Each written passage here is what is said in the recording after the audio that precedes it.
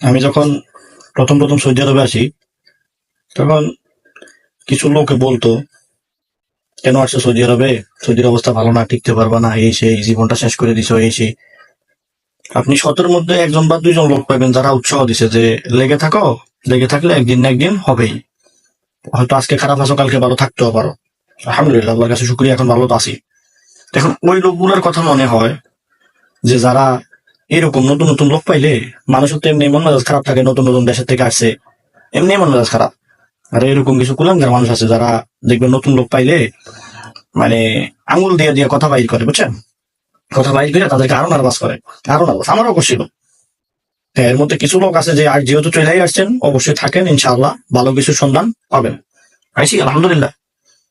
কিন্তু যারা এইভাবে মানে ক্রিমিনালি করে, মানুষের মন খারাপ করে না, ওই সমস্ত লোকগুলো এখনো ঠিক ওই লাইনে আছে, এরা এখনো এগুলাই করে।